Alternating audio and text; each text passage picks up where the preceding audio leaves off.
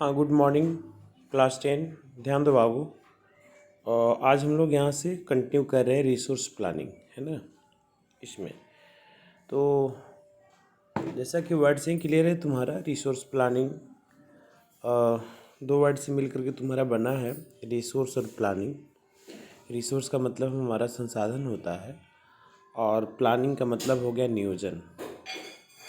जैसा कि पिछले क्लास में हम लोगों ने पढ़ा है कि रिसोर्स डेवलपमेंट के संदर्भ में कितनी क्राइसिस हमारे पास में है इन चीज़ों का, और हमें इसके डेवलपमेंट के संदर्भ में इन बातों का कैसे इम्प्लीमेंटेशन सही ढंग से किया जाए ताकि आने वाले भविष्य में हम सस्टेनेबल डेवलपमेंट को सिक्योर कर सकें।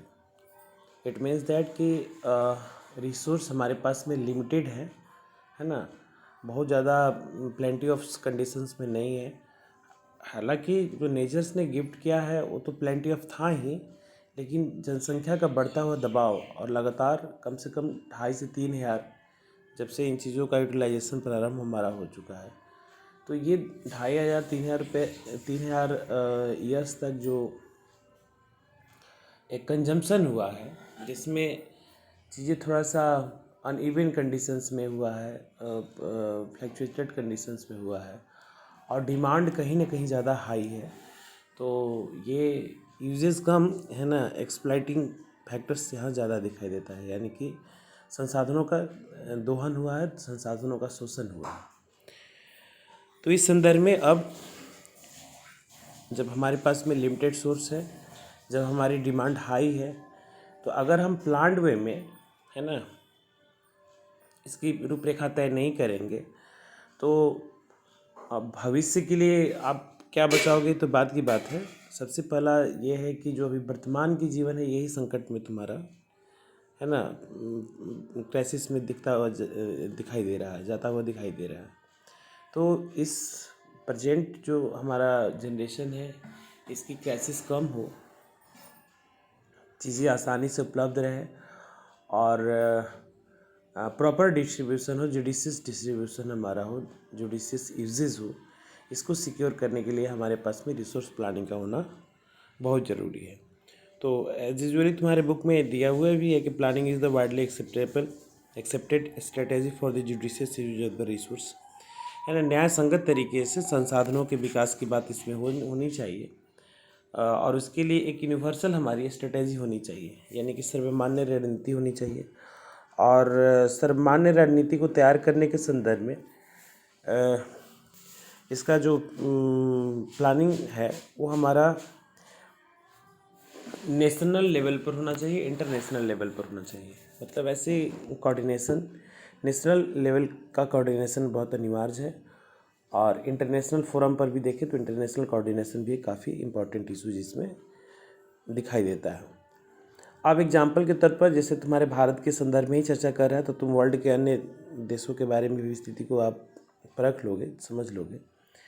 भारत में भी अगर हमारे पास में रिसोर्स अवेलेबिलिटी की जो चांसेस दिखाई देते हैं उसमें बहुत ज़्यादा डाइवर्सिटीज़ तुमको देखने को मिली, बहुत सारा इसमें डिफरेंसेस तुमको देखने को मिलेगा। जैसे इवन मिनरल्स हैं, जो हमारे रिसोर्सेज है उसकी जो अवेलेबिलिटी है हमारा काफ़ी अनइवन है।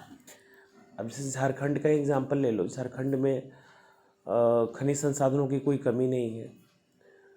आप बगल बिहार है, खनिज संसाधन बिल्कुल ही नहीं है। तो ऐसे एग्जाम्पल के तौर पर तुम्हारे बुक में दिए हुए हैं कि ऐसे भी कुछ प्रदेश है जहाँ पर संसाधन प्लेंटी ऑफ है, प्रचुर मात्रा में उपलब्ध है, तथा दूसरी तरफ देखा जाए तो संसाधनों की काफ़ी कमी है। ऐसे प्रदेश, ऐसे स्टेट जहाँ पर संसाधनों की जो आत्मनिर्भरता है, लेकिन दूसरे और कुछ ऐसे प्रदेश है जहाँ पर जो इम्पोर्टेंट हमारे रिसोर्सेज उसकी काफ़ी कमी है। एग्जाम्पल के तौर पर वही झारखंड का ही तुम्हारा दे रहा है।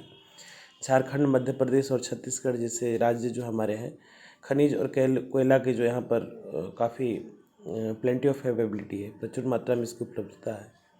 दूसरी तरफ अरुणाचल प्रदेश में जल संसाधन की कोई कमी नहीं दिखाई देती है, लेकिन बेसिकली तुम देखोगे कि अरुणाचल प्रदेश में है ना, या इवन झारखंड में भी तुम देखो, या मध्य प्रदेश का छत्तीसगढ़ एरिया हुआ, है ना। वहाँ पर विकास का जो मानक विकास जिसको हम लोग कहते हैं, बेसिक जो हमारा इंफ्रास्ट्रक्चर डेवलपमेंट से लेकर के ओवरऑल उसमें कमी है। राजस्थान में संभावनाएं तुम्हारी सोलर एनर्जी का, है ना, विंड एनर्जी का दिखाई देता है, बट वहाँ पर देखोगे कि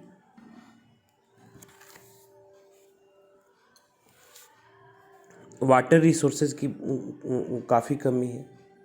इसके बाद में लद्दाख क्षेत्र के बारे में जिक्र कर रहा है कि लद्दाख क्षेत्र को, है ना, कोल्ड डेजर्ट कहा जाता है, जो अन्य देश के अन्य भागों से अलग थलग बिल्कुल पड़ा हुआ है, बिल्कुल कटा हुआ है। और यह प्रदेश जो है, ये जो स्टेट है, कल्चरली हेरिटेज, है ना, सांस्कृतिक विरासतों काफ़ी धनी है। और यहाँ पर जल जो है, वाटर जो है, बेसिक, है ना, संरचना का एक बहुत बड़ा हिस्सा है, लेकिन वहाँ पर मिनरल्स की काफ़ी कमी है, बड़े स्तर पर कमी है। तो इस प्रकार से देखा जाए तो नेशनल लेवल पर, स्टेट लेवल पर और रीजनल एंड लोकल लेवल पर, है ना, संसाधनों का एक संतुलन बना करके यूज़ करना काफ़ी ज़रूरी है।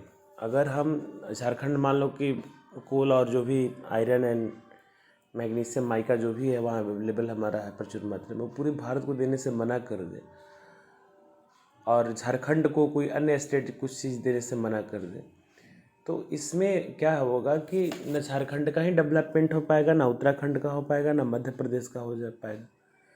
तो ये कहने का मतलब हमारा ये हुआ कि जो संसाधनों की उपलब्धता में इतनी ज़्यादा अगर विषमता दिखाई देती है, अनइवन फैक्टर्स दिखाई दे रहे होते हैं, तो वहाँ पर नेशनल डेवलपमेंट प्रोग्राम, राष्ट्रीय विकास कार्यक्रम के तहत पर हमें लोकल स्तर पर, रीजनल स्तर पर, स्टेट लेवल पर और नेशनल लेवल पर ऐसे एक म्यूचुअल कोऑर्डिनेशन की व्यवस्था करनी होगी, जहाँ पर हम राष्ट्रीय संसाधनों का प्रॉपर नियोजन करके ना नेशनल डेवलपमेंट प्रोग्राम में इसको इम्प्लीमेंट करें सही ढंग से, और पूरे देश के नागरिकों को, है ना, एक सुविधित जीवन, एक आर्थिक रूप से समृद्ध भारत उसको दिया जाए। तो इसके लिए हमारे पास में रिसोर्स का प्लानिंग होना ज़रूरी है। एक एक्टिविटी है जो कह रहा है कि अपने राज्यों में पाए जाने वाले ऐसे संसाधनों की सूची तैयार करनी है। Prepare list of the resources found in your state and also identify the resources that are important but difficult in your state. कुछ ऐसे महत्वपूर्ण संसाधन हैं जिसके राज्यों में घोर कमी है, उसको भी पहचान किया जाए। तो बिहार में रिसोर्स के तौर पर आपके पास में कुछ नहीं मिलेगा। बिहार में केवल और केवल एग्रो बेस्ड इंडस्ट्रीज बिठाई जा सकती है, और रिसोर्स के तौर पर ये प्लेन एरिया है, फर्टाइल प्लेन है, ये बस मात्र एक है। सॉइल हमारे पास में है, वाटर है, बट वाटर को प्लान करने का, वाटर रिसोर्स को प्लान करने के पास में ना आज तक बिहार सरकार ने कोई बहुत इसमें ठोस स्कीम लाई है, और ना ही केंद्र ने भी इसमें जहमत उठाया है। जैसे तुम लोग 9th क्लास में पढ़ चुके होगे, NRCP, नेशनल रिवर, है ना, कंजर्वेशन प्लान, इसके बाद में गंगा एक्शन प्लान। एक तरफ तुम देखोगे कि उत्तरी बिहार में नेपाल से आने वाली नदियां मई में भी बाढ़ ला देती है। वो डिपेंड करता है कि नेपाल की इच्छा नहीं रहती है कि कब बाढ़ बिहार में लाया जाए। मई जून में, जून जुलाई में तो निश्चित तौर पर आता है। तो एक तरफ बिहार तुम्हारा, उत्तरी बिहार जो है, नॉर्थ बिहार पानी में डूबा रहता है, दूसरी तरफ साउथ बिहार में पानी ही नहीं है।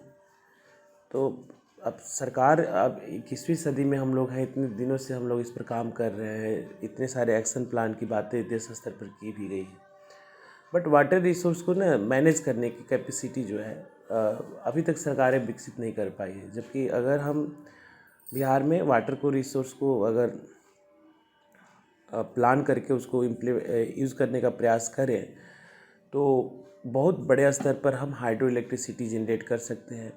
उस वाटर को हम स्टोर करके दक्षिण बिहार नदियों को जोड़ने का जो प्लान था हमारा, उसमें हम पूरे बिहार में पानी की एक समुचित प्रॉपर व्यवस्था करके बिहार को एक हरित प्रदेश और जो कृषि संसाधनों पर आत्मनिर्भर प्रदेश बनाया जा सकता था, स्टेट बनाया जा सकता था। अभी ऐसा क्यों नहीं हो पा रहा है, ये थोड़ा सा चिंताजनक विषय है, और सरकार को भी इस पर गौर फरमाना चाहिए, और आप भी इस पर थोड़ा सा, है ना, काम कर सकते हैं तो करिएगा, क्योंकि एक्टिविटी तो आप लोग करते नहीं हैं, बट इसमें ऐसा दिया है, करना चाहिए, है ना, आपको समझने के लिए सुविधा इससे हो गया। इसके बाद में नेक्स्ट दे रहा है resource planning in India. Bharat में जो हमारा संसाधनों का नियोजन किस प्रकार से किया जाए। तो देश में ये जो कंडीशंस है थोड़ा सा कॉम्प्लेक्स प्रोसेस है। कॉम्प्लेक्स प्रोसेस होने के कुछ ऐसे फैक्टर्स हैं जो तुम्हारे सामने में दिखा रहा है। पहला, identification and inventory of the resources across the regions of the country, यानी कि देश के विभिन्न प्रदेशों में संसाधनों की पहचान करके उसकी सूची बनाने की बात करना। इस कार्य को करने के लिए हमारे एक्सपर्ट के द्वारा है ना ये लोकल लेवल पर है ना रीजन्स के बेस पर हमारा एक सर्वे का काम किया जाना चाहिए, मैप बनाने का काम होना चाहिए, और संसाधनों के जो हमारी एवेबिलिटी है, चाहे on the basis of qualitative and on the basis of quantitative, मात्रा और गुणात्मकता है ना, इसका आकलन करना, उसकी एक प्रॉपर मैपिंग क्रिएट करना और मेजरमेंट यानी मापन करना कि ये कितना उपलब्ध है हमारे पास में। जैसे एग्जांपल के तौर पर तुम देखो, जैसे झारखंड राज्य है, झारखंड में झरिया, धनबाद, बोकारो, ये सब जो तुम्हारा हब है उसमें कोल हो गया, आयरन हो गया, ये सब प्रकार के मिनरल्स की एवेबिलिटी हमारी है और इस पर बहुत लंबे समय से बड़े स्तर पर काम भी हमारा कोल के क्षेत्र में हो भी रहा है। तो ये कोल को आपको पता होना चाहिए। लैंड सर्वे करने के बाद में वो एक्सपर्ट ही हमारे कर सकते हैं जो ये माइनिंग इंजीनियरिंग की पढ़ाई किए हुए रहेंगे। तो ये लोग सर्वे करेंगे कि पर्टिकुलर किस एरिया में वो क्या हो सकता है हमारा। इसके बाद में उसकी प्रॉपर मैप बनाना कि कहाँ कहाँ कोल की संभावनाएं दिखाई देती है। इसके बाद में मैप बनाने के बाद में तुम्हारा वहाँ पर पता लगाना कि किस प्रकार का कोयला है, एंथ्रेसाइट लेवल का है, बिटुमिनस का है, लिग्नाइट है, पीट है, ये 4-5 जो टाइप हमारे हैं, डिटेल्स आप लोग केमिस्ट्री में पढ़ते भी होंगे। तो इसकी गुणात्मकता का पता लगाना और कितना स्टॉक इसमें छुपा हुआ है, अर्थ के अंदर में माइंस में कितना ज़्यादा कोयला हमारा है और ये हमारी ज़रूरतों को कितने दिनों तक पूरा कर सकता है। तो ये सब काम एक एक्सपर्ट का होता है हमारा, ये काम होना चाहिए। और ये काम जो ज्ञात है, जहाँ पर चीज़ें वेल नॉन है वहाँ तो होती ही हैं, लेकिन खास करके वहाँ जहाँ पर अभी संभावनाएं दिखाई देती है जिसको पोटेंशियल रिसोर्सेज हम लोग कहते हैं, वहाँ पर इसको इम्प्लीमेंट करना बहुत ज़रूरी है। दूसरा है हमारा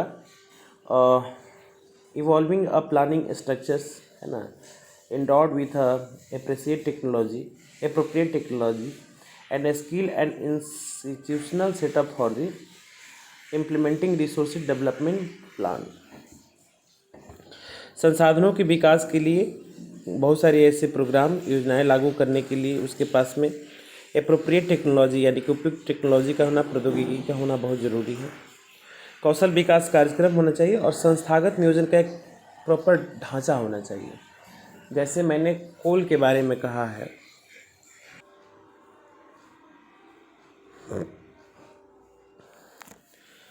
इसमें नेक्स्ट है, जैसे एग्जांपल के तौर पर मैंने तुमको बताया था कोल माइंस का ही, या तुम आयरन माइंस का ही तुम देखो, कोयला के खदानों के बारे में।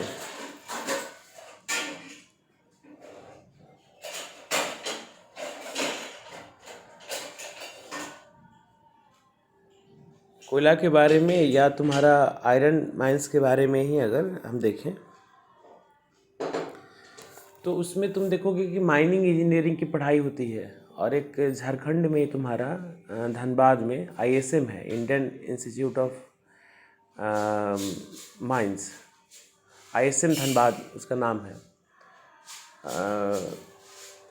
तो ये जो ISM धनबाद है इसको IIT का भी दर्जा दे दिया गया है। तो ऐसे टॉप क्लास के जो लीडर्स, मतलब स्किलफुल पर्सन को तैयार करना हो, अच्छे इंजीनियर्स तैयार करने हो, हमारे पास में एक अच्छा मैन पावर होना चाहिए। उसको डेवलप करने के लिए हमारे पास में इंस्टीट्यूशनल डेवलपमेंट का होना ज़रूरी है। जैसे कि तुम्हारा इंडियन स्कूल ऑफ माइंस है, वहाँ ऐसा नहीं है कि केवल कोल के बारे में ही पढ़ाई जाती है, अन्य क्षेत्रों के भी खनन के लिए वहाँ पर अच्छे इंजीनियर तैयार किए जाते हैं।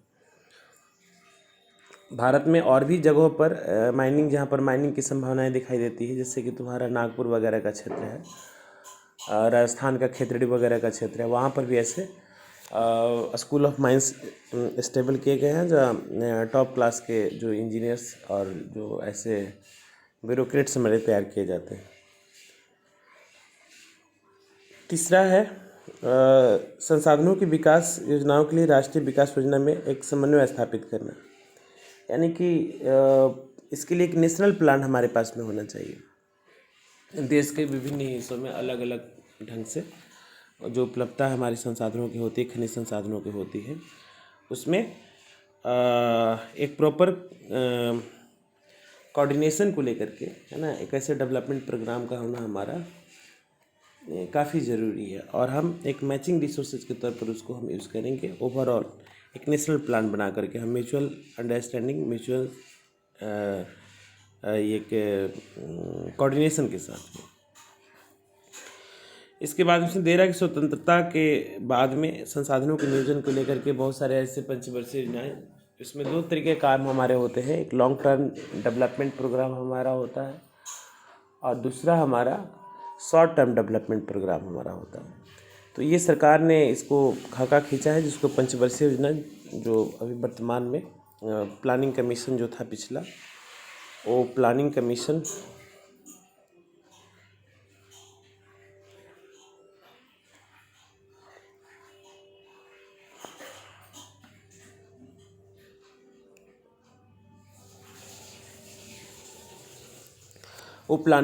वर्तमान में तुम्हारा नीति आयोग के नाम से जाना जाता है।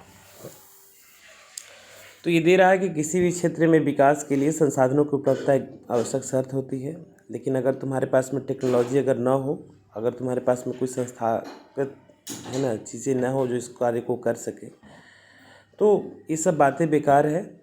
और तुम इसमें देख सकते हो कि बहुत सारे ऐसे स्टेट हैं जो माइंस में मतलब इनरीच है, समृद्ध है, इसके बावजूद भी वो राज्य हमारा आर्थिक रूप से, सामाजिक रूप से काफ़ी पिछड़ा हुआ है।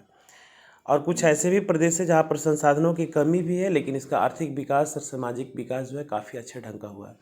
एग्जाम्पल के तौर पर आप बिहार और झारखंड को ले सकते हो। झारखंड में माइंस की कमी नहीं है, पूरे देश का 70% माइंस तुम्हारा झारखंड में है, लेकिन तुमको जानकर के आश्चर्य होगा कि झारखंड के 70% लोग ऐसे हैं जो सामाजिक और आर्थिक रूप से पिछड़े हुए हैं। उसके जस्ट वाइस वर्सा उल्टा अगर हम देखें बिहार के बारे में, तो बिहार की भी स्थिति कोई बहुत ज़्यादा अच्छी नहीं है, लेकिन झारखंड के रेस्पेक्ट में अगर हम कंपैरिजन करें तो यहाँ पर माइंस अगर देखें तो 5 से 7%, इससे ज़्यादा नहीं होगा, है ना। बट यहाँ पर जो सोशियो इकोनॉमिक बैकग्राउंड है, यहाँ भी गरीबों की संख्या ज़्यादा है। यहाँ उसके कंपैरिजन में अगर आकलन करें हम, तो डेंसिटी हाई होने के कारण नंबर ऑफ ज़्यादा दिखेंगे ऐसे पर्सन, लेकिन हम ओवरऑल परसेंटेज एनालिसिस करें तो हमारी सामाजिक और आर्थिक हैसियत झारखंड के उस आदिवासी बहुल्य क्षेत्रों से बेहतर है। अब ये दोनों में अंतर इसलिए आ जाता है हमारा कि उसका डेंसिटी जो है काफ़ी कम है, 434% पर किलोमीटर स्क्वायर है, जो हमारे भारत का बिहार का 11 के जनगणना के अनुसार से 1102% पर किलोमीटर का, जो पूरे देश में सबसे ज़्यादा हाईली डेंस है। इसके बाद में उत्तरी बिहार की स्थिति काफ़ी दयनीय है, प्रायः फ्लड आता है। जो भी वो एरिया देख रहे हो, दरभंगा, सीतामढ़ी, मुजफ्फरपुर, अररिया, किशनगंज, फारबिसगंज, बेतिया वगैरह का क्षेत्र, संसाधन की कमी नहीं है, लेकिन हर साल 3 महीने 4 महीने बाढ़, फ्लड आकर के सब बर्बाद करके चला जाता है। तो बिहार में गरीबी का एक सबसे बड़ा कारण ये भी है कि लोगों का जो अपना पैटर्नल संपत्ति के तौर पर एक जो स्टेबल एसेट हमारा होता है, उसका हर साल नुकसान होता है। और नहीं तो अगर यही फ्लड को अगर नियंत्रित करने की सरकार प्लान ला देती है, तो वो पानी तुम्हारा, ना, कहा जाता है ना, पानी जीवन देता है, पानी जीवन लेता भी। तो उसको अगर प्रॉपर नियंत्रित प्लान लाया जाए, लेकिन सरकार पता नहीं पिछले 15-17 सालों से केवल जंगल राज और न जाने रंग बिरंग की बातें करके लोग केवल सत्ता में बैठे हुए हैं। चूँकि अब जंगल राज था, तो आपके राज्य में क्या हो रहा है, जो आम आदमी ऐसे मर रहे हैं, 15-17 हज़ार केस आ रहा है, उस हिसाब से ना ऑक्सीजन है, ना बेड है, ना हॉस्पिटल है, ना कुछ है। फ्लड हर साल की नियति बन चुकी है। आप 15 साल में फ्लड को भी नियंत्रित करने का प्लान आप लेके नहीं है ना। ना ही आपने एग्रो बेस्ड इंडस्ट्रीज़ को प्रमोट करने का प्रयास किया। इसके सरकार में 15-17 सालों की सरकार में रंग बिरंग के उद्योग मंत्री को बनाया गया। इंडस्ट्रियलाइजेशन की पूरी संभावनाएं साउथ बिहार में है, लेकिन साउथ बिहार की तरफ में ना कोई सीएम यहाँ के जाते हैं, ना ही कोई यहाँ की व्यवस्था उधर मूव करना चाहती है। केवल वही उत्तरी बिहार का जो पानी है ना, फ्लड है, उसी को मतलब एक एजेंडा बना रखा है कमाने का भी और एक वोट बैंक का भी, है ना। हर साल फ्लड आता है, वोट से रेवड़ी बांटेगा लोग, वोट पाएगा और सरकार में बने रहता है। यही सच्चाई है कि बिहार। लेकिन अगर ओवरऑल हम एनालिसिस करें तो झारखंड के रेस्पेक्ट में बिहार की स्थिति सामाजिक और आर्थिक तौर पर थोड़ा बेहतर है। या उसके रेस्पेक्ट में तुम अगर महाराष्ट्र वगैरह की चर्चा करो, अगर झारखंड के रीजन में महाराष्ट्र में भी थोड़ा बहुत माइंस है, लेकिन झारखंड इतना माइंस नहीं है। लेकिन वहाँ तुम देखोगे कि पर कैपिटा इनकम की बातें करें, सोशल एम्पावरमेंट के संदर्भ में बातें करें, इकोनॉमिकल एस्पेक्ट से अगर बातें करें तो काफ़ी मतलब इंडिच और एडवांस है। या इवन दिल्ली का तुम कंपेरिजन कर सकते हो। तो ये कह रहा है कि संसाधन की संपन्नता जो होती है ना, होने के बावजूद भी आर्थिक रूप से पिछड़े तथा संसाधन विहीन अगर कोई राज्य है जहाँ पर रिसोर्सेज की काफ़ी कमी है, ये आर्थिक रूप से विकसित प्रदेशों में जो आए हैं, इसका नाम बताने के लिए कह रहा था। एग्जाम्पल के तौर पर मैंने तुमको दिया ही, दिल्ली हो गया, महाराष्ट्र हो गया, जो मतलब देश के अग्रणी राज्य हैं। वहाँ माइंस कम होने के बावजूद भी, माइंस का तो हब तुम्हारा मध्य प्रदेश, छत्तीसगढ़, झारखंड और उड़ीसा है। और उड़ीसा अभी भी बिहार के बाद में सबसे गरीब राज्यों में गिनती होती है। झारखंड संसाधन संपन्न होने के बाद में सामाजिक आर्थिक हैसियत वहाँ के लोगों की बिल्कुल अच्छी नहीं है। वहाँ जाकर तुम देखोगे आदिवासी मूल के लोग कोई भी तुमको बड़े पदों पर नहीं मिलेंगे। बहुत रेयर 2-4-5 लोग मिलेंगे, 10% लोग मिलेंगे, और ये सब यही ठेला लॉरी चलाएगा, गार्ड की नौकरी करेगा, उसकी महिलाएं घर में मेड का काम करेगी, गार्ड का काम करेगा। लेकिन वो आईएसएम का कोई डायरेक्टर बहुत तुम देखोगे कोई बड़ा आदिवासी तुम्हारा नहीं बन पाता है, या बड़े क्षेत्रों में कोई काम इस तरीके का दिखाई नहीं देता है। छत्तीसगढ़ का भी वही स्थिति है। छत्तीसगढ़ देखो कि माइंस एंड मिनरल्स में इतना ज़्यादा इंडिच एडवांस होने के बावजूद भी वहाँ अभी भी नक्सलियों का गढ़ बना हुआ है। तो नक्सलवाद जो है क्या है, लैकनेस ऑफ एजुकेशन है, एप्रोप्रिएट बिहेवियर ना होना, और आतंकवादी गतिविधियाँ, नक्सलवादी गतिविधियों को प्रमोट करना। सब गरीब और भूखे लोग हैं, अशिक्षित हैं, बेरोजगार हैं। नक्सलवाद जो है ऐसा नहीं है कि इम्पोर्टेड है, कि पाकिस्तान मान लो कि चलो आतंकवाद को पनाह देता है, लेकिन देश के अंदर में जो हमारी समस्या है नक्सलवाद की, ये नक्सलवाद की समस्या यही होती है कि संसाधन संपन्नता होने के बावजूद भी वो व्यक्ति संसाधन की पहुंच में नहीं रहता है। ना ही वो फूड सिक्योर कर पाता है, ना ही हेल्थ सिक्योर कर पाता है, ना ही एजुकेशन को उसकी व्यवस्था अच्छी होती है।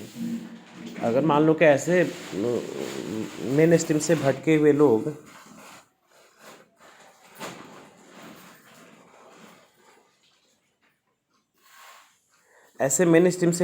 लोग, जिनको मुख्य धारा में लाना होगा, तो यही ना एकमात्र माइंड वॉशिंग दिखाई दे रहा है तुम्हारा एजुकेशन के माध्यम से। उसके लिए रोजगार सृजन कर सकते हो, एम्प्लॉयमेंट की व्यवस्था कर सकते हो, उसके बच्चों के लिए शेल्टर होम, उसकी पत्नी के लिए शेल्टर होम विकसित कर सकते हैं, उसके बच्चों की प्रॉपर एजुकेशन की व्यवस्था कर सकते हो, उसके लिए जॉब पेशा की व्यवस्था कर सकते हो। तो लोग क्यों नक्सली बनेंगे?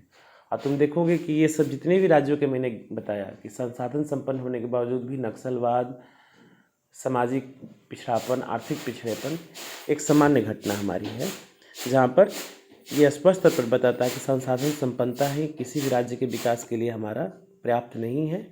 वहाँ पर संसाधनों को प्रॉपर यूटिलाइज करने के लिए एक पॉलिसी का होना हमारा ज़रूरी है। इसके बाद में नेक्स्ट तेरा है,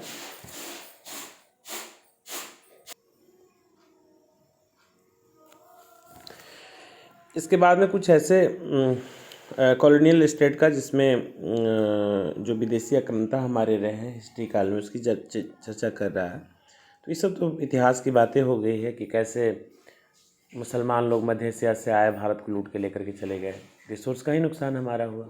फिर राहसा कसर हमारे अंग्रेज़ों ने पूरा किया।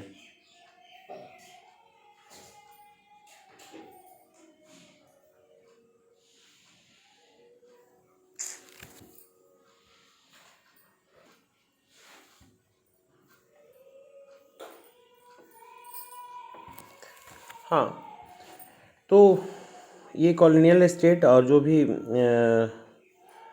ये गजनी गजनवी जो भी बड़े लुटेरे थे, जो रिसोर्सेज का घोर नुकसान हमारे देश का किया, उन्होंने लूट खसूट कर ले गए।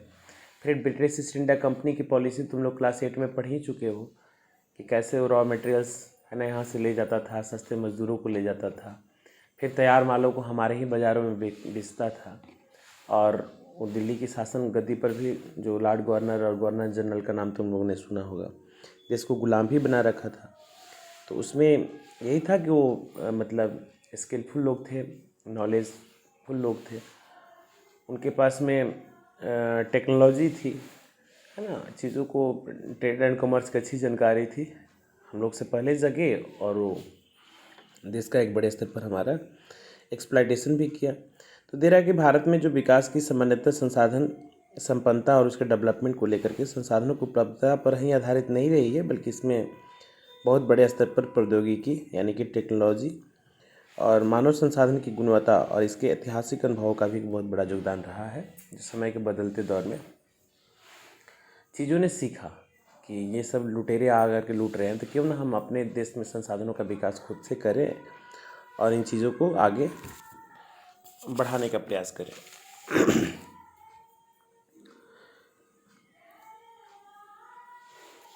नेक्स्ट है कंजर्वेशन ऑफ रिसोर्सेज। तो कंजर्वेशन पर तो मैं बार बार कहता हूँ कि बच्चे आप लोग इसको अपना प्लान बताओ कि कैसे हम संसाधनों को सुरक्षित और संरक्षित रखने का प्रयास करें। तो इसमें अगेन वही दे रहा है कि resources are vital for any development activity. किसी भी तरह के विकास में संसाधन की महत्वपूर्ण भूमिका होती है, परंतु अगर समय रहते but irrational consumption and over utilization of the resources में lead to the socio economic and environmental problem. तेरा कि संसाधनों का अगर हम विवेकहीनता से अगर प्रयोग करेंगे और ज़्यादा उपयोग करेंगे, अति उपयोगिता जो होगी हमारी, इसके कारण कई तरह की सामाजिक और आर्थिक तथा साथ ही साथ पर्यावरण ही से संबंधित समस्याएं उत्पन्न होने की संभावनाएं बनी रहती है। और इन सभी समस्याओं से बचने के लिए हमें हर एक लेवल पर संसाधनों के संरक्षण की बात सोचना काफ़ी आवश्यक हो चुका है। और पास्ट से ही, भूतकाल से ही देखा जाए, अगर प्राचीन समय से ही संसाधनों के संरक्षण को लेकर के बहुत सारे ऐसे नेताओं और चिंतकों ने इसके लेकर चिंता का विषय बना रहा है। उदाहरण के तौर पर एज फॉर एग्जाम्पल गांधी ने जो एक कंसेप्ट दिया था हमारा, for example Gandhi ji was very है ना apt in voicing his concern about resource conservation in this world. उन्होंने संसाधनों को संरक्षित रखने के लिए हमारा एक थॉट दिया था कि there is enough for everybody need, not for anybody's greed. यानी कि संसाधन हमारे पास में इतना पर्याप्त है कि हर एक व्यक्ति को आवश्यकताओं की पूर्ति कर सकता है ना। मतलब गांधी ने कहा था कि संसाधन लोगों की आवश्यकताओं की पूर्ति के लिए काफ़ी है, लेकिन ये किसी के लालच को नहीं पूरा कर सकता है। मतलब resources are enough for fulfil the needs of any person but not greed. ये तुम्हारी आवश्यकताओं को पूरा कर सकता है, तुम्हारी लालच को नहीं पूरा कर सकता है। इसी के लिए उन्होंने एक अनदर वर्ड का प्रयोग किया था कि किसी का पेट भरा जा सकता है, उसकी पेटी नहीं भरी जा सकती है। पेट भरने का मतलब हमारा ये हो गया कि जो हमारे पास में रिसोर्सेज है उसमें हम सर्वाइव करने के लिए जो मिनिमम कंजम्पशन अगर हम काम करें और प्लान्ड वे में कंजम्पशन का ध्यान रखें, जिसमें जुडिशियस कंजम्पशन भी हमारा है, तो ये पर्याप्त है। लेकिन अगर कोई ग्रीडी स्वभाव का है ना, और कुछ ऐसे भद्दे तरीके से चीज़ों को है ना कंजम कर रहा है, तो वो तुम्हारा लालच है और वो तुम्हारी वो पेट नहीं पेटी है। अब वो किसका कितना बड़ा है पेटी कौन जानता है। हम तो जान रहे हैं, मान के चलो कि अगर किसी को हमने खाने पर इनवाइट किया तो 5 पूड़ी खाएगा, कुछ ऐसे खाएगा, लेकिन उसका पूरा है कि मतलब पूरे घर भर का खाना खा सकता है। तो ये तो एक समस्याजनक बातें हमारी हो जाएगी ना। तो ये चीज़ें भी वहाँ ये गांधी ने इसको समझाने का प्रयास किया। यानी कि गांधी ने इसको दिया कि पूरे वर्ल्ड लेवल पर संसाधनों का जो ये डिप्लेशन यानी कि ह्रास हो रहा है, इसकी जिम्मेवारी वे लोग ले जो लालची स्वभाव के हैं और जो सेल्फिश हैं, स्वार्थी व्यक्ति हैं। और वर्तमान में कुछ ऐसी जो मॉडर्न टेक्नोलॉजी है जो खास करके ऐसे डिप्लेशन जो हमारा कंसेप्ट है इसको प्रमोट कर रही है। लालच और स्वार्थ को है ना लिहाज से देखा जाएगा तो यहाँ लालची का संदर्भ ये है कि ज़्यादा से ज़्यादा संसाधन इकट्ठा करना, जिसमें तुम देखोगे कि इसी दुनिया में करोड़पति और खरबपतियों की भी कमी नहीं है ना। और एक तरफ देखोगे कि दो जन की रोटी नसीब लोगों को नहीं हो पा रही है। तो ऐसा थोड़ी ना कि कोई जन्म लिया था तो मतलब यहाँ उसको भगवान ने ऊपर से है ना ज़मीन का टुकड़ा दे दिए थे और ऐसा कुछ कर देते। जो हो रहा है सब यही हो रहा है। इसी रिसोर्सेज में लोग अपनी हैसियत या जो भी कुछ इससे गलत तरीके का कार्य कर रहे हैं उसके लिहाज। स्वार्थी का संदर्भ ये हुआ कि अगर मान के चलो कि गर्मी से प्रोटेक्ट होने के लिए तुम्हारे पास में अगर एक एसी की रिक्वायरमेंट है तो एक एसी लगा लो, लेकिन स्टेटस को दिखाने के लिए अपने घरों में अगर 32 से 35 एसी लगाइएगा। आपको बाहर भीतर निकलना है, गाड़ी आपको चाहिए, एक बढ़िया सी गाड़ी ले लो ना, बड़ी सी गाड़ी अपने फैमिली पर्पज़ के हिसाब से। लेकिन 5-7 गाड़ियाँ आप रख रहे हैं, उससे स्टेटस दिखाना है आपको। तो ये जो है सेल्फिशनेस हो जाती है हमारी, स्वार्थी होती है, जिससे कहीं ना कहीं इसका एक अपना है। और कुछ ऐसे आधुनिक प्रौद्योगिकी से रिलेटेड जो शोषणात्मक प्रवृत्तियों का इसमें जो जिक्र कर रहा है, इसमें वही जैसे फ्रीज और एसी के जो कंसेप्ट तुम्हारा है उसमें CFC फैक्टर है जो पर्यावरण को बहुत बड़े स्तर पर नुकसान हमारा पहुंचा रहा है। तो ये दे रहा है कि इसलिए गांधी जो थे एक जगह पर अत्यधिक उत्पादन के खिलाफ थे और उनके स्थान पर छोटे बड़े समुदायों द्वारा उत्पादन का पक्षधर था। यानी कि महात्मा गांधी जो थे स्मॉल स्केल इंडस्ट्रीज को ना प्रमोट करने की बात करते थे, जिसमें तुम देखोगे घरेलू और कुटीर उद्योगों की बात की जाती थी। महात्मा गांधी कभी भी औद्योगिक विकास को लेकर के है ना इंडस्ट्रियलाइजेशन के पक्ष में नहीं रहे, मास इंडस्ट्रियलाइजेशन के पक्ष में, कि हमारे देश में अंबानी और अडानी और ये तमाम ऐसे बड़े लोग हों और हमारे ही संसाधनों का दोहन करके हमारा ही शोषण करना प्रारंभ कर दें। अब आज की डेट में तुम देखो इसका कितना बड़ा मजाक बना हुआ है कि देश में इतने बड़े बड़े उद्योगपति, मतलब जो भी बड़ा नाम मैं बता रहा हूँ, टाटा हो, बिरला हो, अडानी हो, अंबानी हो, ये सब हमारे देश की रिसोर्स पर ही है ना इन्होंने इतनी बड़ी उपलब्धि हासिल की है।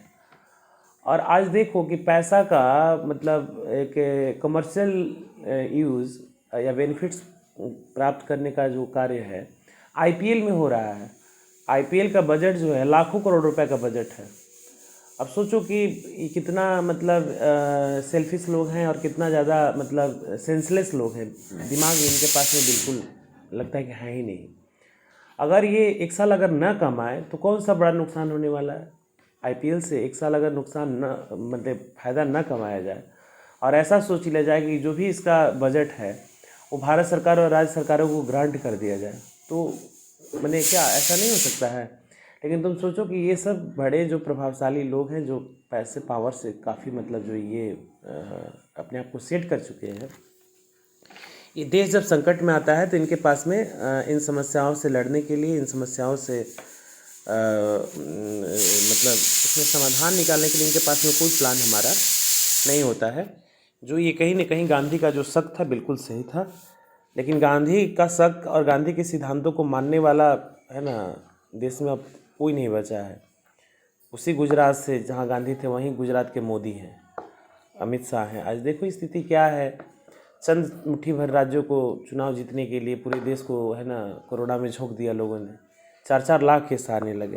अब सोचो इसमें सबसे बड़ा रिस्पॉन्सिबल हमारा ये सब सोशल गैदरिंग ही हमारा माना जा रहा है। ये ऐसी बीमारी है कि सोशल है ना डिस्टेंसिंग से इसको दूर करना है, और चुनाव में लाखों लाख की जो भीड़ जुटा करके इन लोगों ने बीमारी को बढ़ाया। राज्य भी नहीं जीत पाए और देश को है ना सिसकता हुआ मरता हुआ छोड़ करके लोग अपना भाइयों बहनों कर रहे हैं। तो ये सब जो है काफ़ी बैड कंडीशंस है। इसको गांधी का डर था इन बातों का, लेकिन गांधी के बातों को मानने के लिए लोगों के पास में अब समय नहीं है। गांधी अपने देश की आज़ादी कराने के बाद में ऊपर होंगे तो रो रहे होंगे। इसके बाद में नेक्स्ट तुम्हारा है कि एक केस स्टडिकल टाइप का दिखा रहा है इसमें। इंटरनेशनल फोरम पर सबसे पहले बार इसकी चर्चा कंजर्वेशन को लेकर के 1968 में क्लब ऑफ रोम में किया गया था, जहां पर सुमेसर नाम के एक व्यक्ति थे 1974 में। इन्होंने अपनी एक बुक लिखी थी स्मॉल इज़ ब्यूटीफुल, ये सब 1 नंबर में तुम्हारा आता है ना। मैं इस विषय पर गांधी जी के दर्शन को एक बार फिर से उन्होंने दोहराने का प्रयास किया था और उन्होंने पर्यावरण संरक्षण और संसाधनों के संरक्षण को उसका बेस माना और इस रिपोर्ट में बड़े स्तर पर सस्टेनेबल डेवलपमेंट की जो कंसेप्ट था उसको प्रस्तुत करने का प्रयास किया गया था। और इस रिपोर्ट के बाद में एक कॉमन फ्यूचर प्रोग्राम है ना शीर्षक से एक नई पुस्तक भी प्रकाशित हुई थी। इस संदर्भ में एक महत्वपूर्ण योगदान हमारा रियो डे जनेरियो अर्थ समिट जो रहा ब्राज़ील में 1992 में जो अर्थ समिट हुआ था, जिसके बारे में हम लोग पढ़ भी चुके हैं। तो कहने का मतलब है कुल मिला जुला करके कि नेशनल और इंटरनेशनल लेवल पर एक कोऑर्डिनेशन एस्टेबल करके हम रिसोर्सेज को कंजर्व कर सकते हैं और रिसोर्सेज को प्लान करने के लिए हमारे पास प्रॉपर यूटिलिटीज़ है ना फार्मूला होना चाहिए जो सस्टेनेबल डेवलपमेंट के सिद्धांतों पर हमारा आधारित होना चाहिए। इस तरीके से आज जो भी हमारा था segment resource planning in India और रिसोर्स कंजर्वेशन प्लान कैसा होना चाहिए हमारा, इस पर आधारित वीडियो था हमारा लेक्चर। इसको आप लोग देखिए, सुनिए, समझिए और यदि कहीं समस्या आती है तो आप बात करिए। लगभग 36-37 मिनट का वीडियो बन चुका है तो मैं यहीं पर इसको रोक भी रहा हूँ और अगले क्लास में हम लोग लैंड रिसोर्सेस यानी कि भूमि संसाधन उसके बारे में आगे पढ़ेंगे। अभी आप इसको देखिए, समझिए और दिक्कत होती है तो बात करिए। ओके बाबू।